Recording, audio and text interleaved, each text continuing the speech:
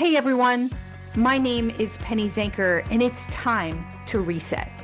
This podcast goes beyond just navigating change.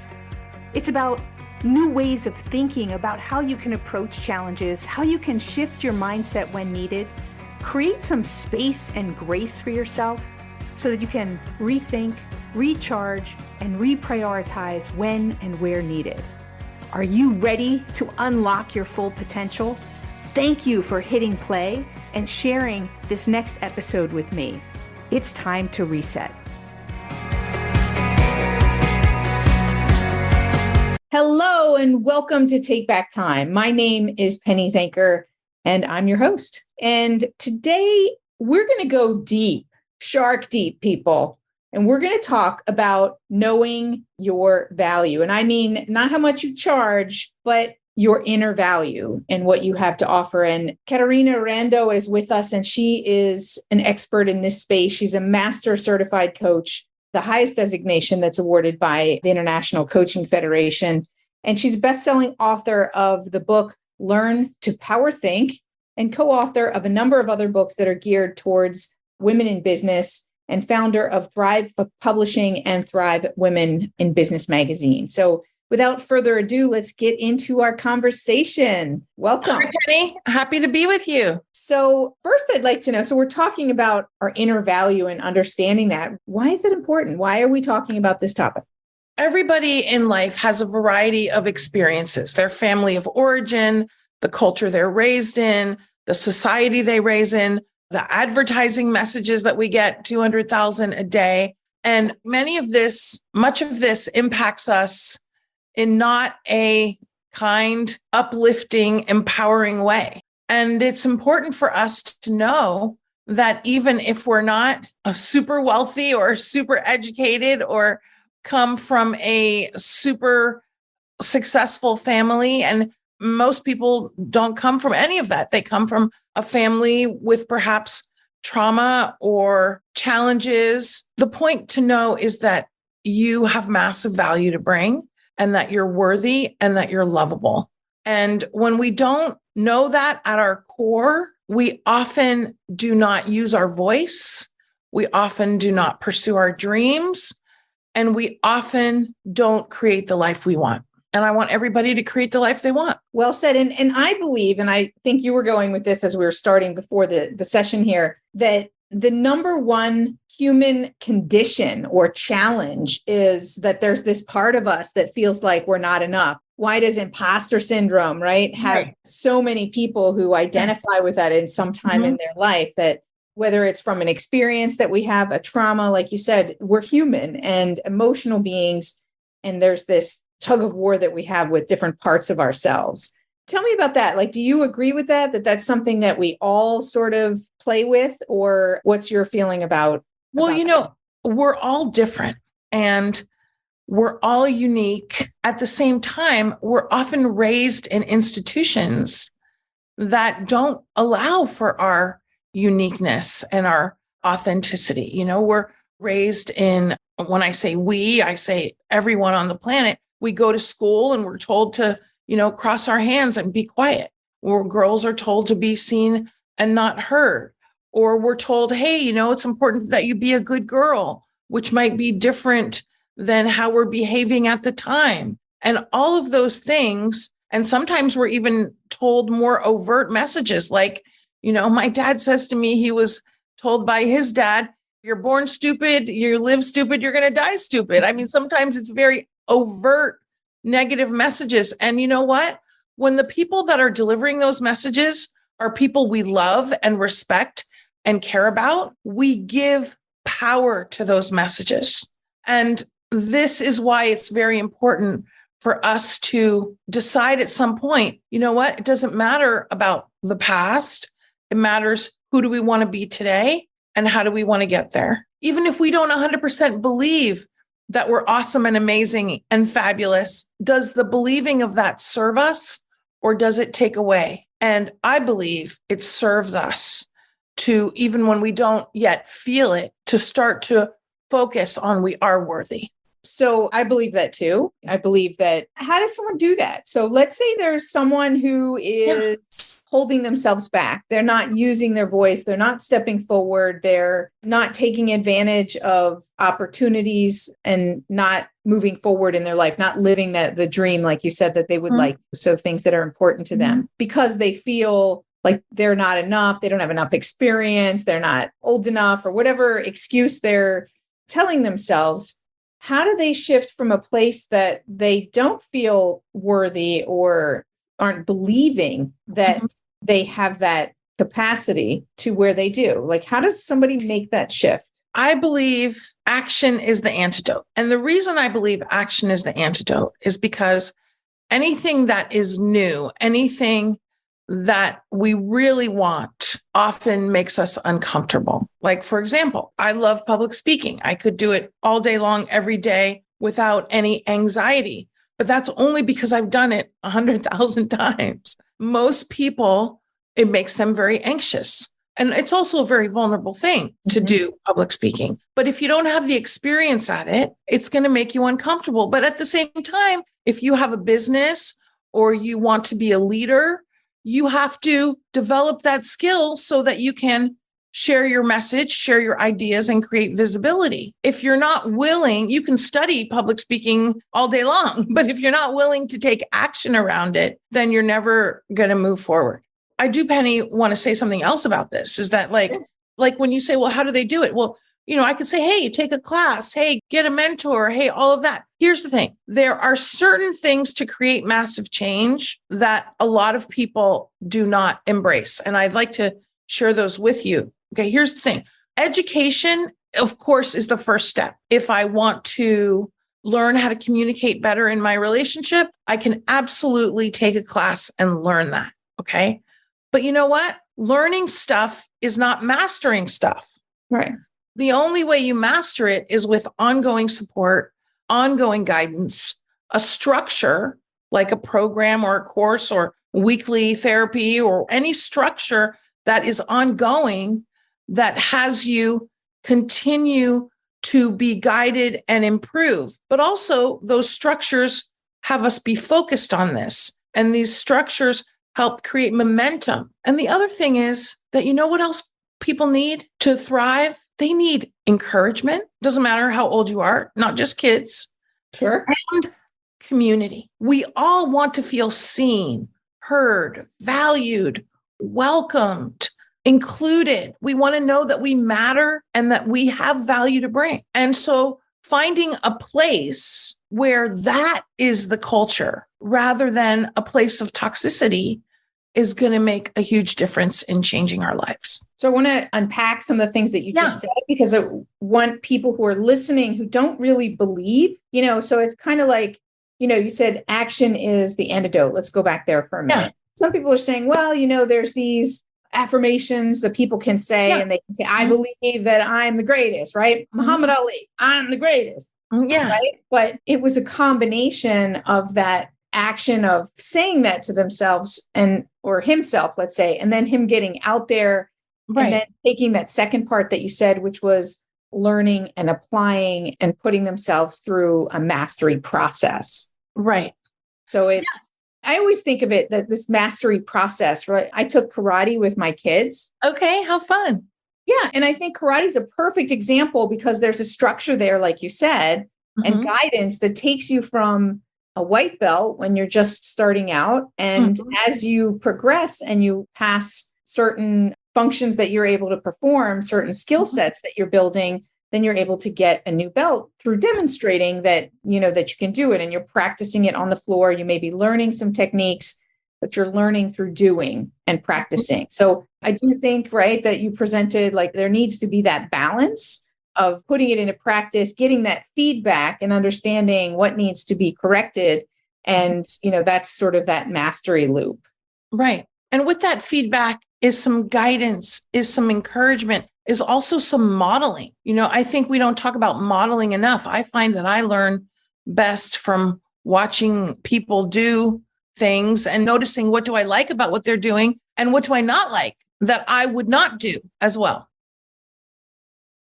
I watched my son actually model as he's playing video games and playing soccer in the video game. And he's watching, how the players are moving. And then I saw him do it on the field. Yeah. Like, be in the right position and all of that kind of thing. And I like to, we're talking about making that shift from believing and using action as sort of that antidote. Is I kind of liken it to video games. Is it makes it so much easier when we kind of play it like a game where we realize we're going to fall down and we're going to have to start over or begin again from a level that we fell out of, right? So maybe we get to level 1, we get to level 2, and then, it gets really hard. And then, maybe we get thrown out of the game, whatever, we die, we get shot down, whatever it is you're playing. And then you come back, but with a different level of experience and knowing how to play to that level and then identifying the things that you need to do to get to the next level. And I don't know, it just seems like if we took our lives a little bit more game-like and played a little bit with it, as opposed to take everything so personally, right? That we would get further faster by sort of just being in the game. Well, I think the gamification of life is definitely a good way to go when you're trying to accomplish new skills, new things that you're developing. The thing that we're making the assumption, though, is that people are getting in the game. And I think it's important also to note that so many people are getting ready to begin to think about getting going for way too long. And I think part of it is this idea of I have to do it right the first time, whether it's conscious or unconscious. And this is why I like to say perfection is not required and it's not encouraged. Right. Because when you feel like anything you're going to do, you mentioned, Penny, about karate, any physical activity. I like to rollerblade, any physical activity that you're going to do, guess what? You're not going to be masterful the first time. Okay. And rollerblading is a great example because if you haven't done it, you're probably not going to be very good the first time, unless you have been a skier or a surfer or something like that. It's really important to know that so many people spend way too much. And by the way, this idea of research and this idea of I have to figure it out and I have to plan. Let's be very clear. It's in the doing that we learn how to do things. And it's in the doing that we begin to move towards mastery. I run women's retreats, love doing women's retreats. Planning one. I'm doing one in Mexico next year. I love doing women's retreats. The first time I did it, the goal was to do it, not to master it. The goal was just to do it. And you know what happens when you do it, however it goes the first time for anybody, you see what worked, what didn't work, what did I like, what did I not like? But more importantly, you have the experience of living through it. And sometimes you have the experience of loving it. And that gives you momentum to do it again and gives you the vitality and the energy. So what are some strategies to get people into action? Okay. So one thing we talked about was community. So when you declare to someone else, ideally somebody who you respect, that you are going to do something, like, for example, I said to my friend Eddie yesterday, I said, okay, Eddie, I'm going to write that grant. Like I really want to write a grant. No. Like I really know how to write a grant. No. But guess what? I told my friend Eddie I was going to do my first draft of it by Monday. So that gives it more momentum because I declared it to someone else who I respect and who I know is going to be on me if I don't do what I said I was going to do. So even if I do out of integrity, because you've declared it, if you don't do it, it's putting you out of integrity with yourself. Right. But here's the thing. Even if I don't do a great job, Penny, at least the first draft is done. Right. Yeah. And that's what I'm saying is people are so focused on, I got to get it right, that they're often paralyzed. And so declaring helps us get in action, getting some support. For example, tomorrow I'm doing a Purge-a-Palooza party with some other gals because you know what, Penny? Since the pandemic started, here's my secret. I've been doing everything in the dining room. I like the dining room. I got a fancy office upstairs. Haven't barely gone in there in 2 years. But the challenge is now my dining room table looks very chaotic and I have not had my attention on it. So I'm having a Purge-a-Palooza party tomorrow virtually with some other gals where I'm going to work on my dining room table and they're going to work on whatever they want to work on. But we're doing it together Mhm. to get together. And that gives it more momentum. And the other thing is it makes it more fun. I was just going to say that it makes it more fun. Right. We need to have just a little bit more fun in the things that we're doing to Absolutely. give us that extra oomph and empower us for sure. Absolutely. And doing it together gives it more vitality and more energy. And that's the other thing, because often we feel so alone. I mean, do I really want to be in my house on a Saturday decluttering? No, I do not. So that means it's not going to happen. But if I make a date with some gals and we do it together, now I'm going to be blissing to do it. Totally. Well, listen, so we've talked about a number of different things, and I want to respect our time here for the show. So let me ask you a couple of quick questions as we bring it to a close, and then you can share with people where they can find out more about you. So what's your definition of productivity and why? Oh my gosh, my definition of productivity. Well, I will tell you, you know what? I consider myself a very action-oriented person, and I do get a lot done. And sometimes I do what I call putzing, which means I just do whatever, but I don't have an agenda. And sometimes even that is highly productive. So being in action would be my definition of productivity. As long as you're in action, something is happening. Okay. And what is your most valuable productivity tool that helps you to save time, energy, Yes. money? Okay. Yes. No to-do lists. Everything goes on your calendar at the time that you have allotted to do it. So you have to make a decision about when you're going to do it, and you put it on your calendar. Now, again, perfection not required. It doesn't get done. That's fine. Take it off that day and put it on another day. Everything lives in your calendar. And I bet whatever's not getting done is not on your calendar. And it's probably not important. Otherwise, you'd put it on your calendar. Good stuff. And what did I not yet ask you that you think is important that this audience knows? Yeah. One of the things I've learned, Penny, I'm sure you know this, in all the years of doing my thing, is that so many, especially high achieving people, they're really hard on themselves. And, that's why I like to say perfection's not required or encouraged.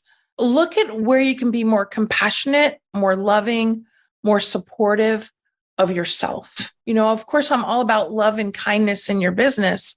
And how are you doing that with yourself? Are you being loving and kind with yourself? And the more you can master your self-care, that more that's going to impact your productivity and your level of bliss in your business and your life. And so let's put more attention on that. I totally agree. A friend of mine recently, she's been having some health challenges, and she declared that she was going to make her health her second career, which I thought was a really smart way to reframe it, to make it a higher priority than she had been giving it up to that point. Right. So Right. We need to give our self-care and take care of ourselves. More sleep, more movement, more fun. Those types of things are essential to keep our, like you said, in bliss and our vitality. And also, I think it grounds us into, if we circle back around to the first point that we started with, is around our value, and our inner value is it grounds us to appreciate who we are. And I just feel it helps us when we're connected to ourselves in that self-care and we're grounded, then it helps us to better connect to others and just gives us a clearer place in the world, I think. Right. We have to fill our own cup, right? Before we can be generous with our overflow with others. If you can't give from an empty cup. Absolutely. So great. Caterina, where do we find more information about you? Thank you. Well, best place to start is my website, CaterinaRando.com, CaterinaRando.com. And when you go there, there is a link to my many free resources, CaterinaRando.com/links. And I do a free workshop every month, sometimes two, on speaking or selling or hosting retreats or whatever else I'm in the mood for. And I'm here to support women with their sales, with their speaking, with hosting retreats. And I'm all about reminding everyone that they have massive value to bring. And there's a lifetime supply of people to serve. And use your voice to uplift your life and the lives of others. Awesome. Thank you so much for being here. Thank you, Penny. My privilege. And there you have it. All of you who are out there thank you for being here, and know that you matter. You have incredible value. We are all unique individuals with a unique set of experiences, which adds such a richness when we come together to collaborate on projects. I've always been amazed at how people see things so differently and how it adds so much value to my life, my projects, the things that I'm working on when I seek those unique perspectives. So know that your perspective is valuable.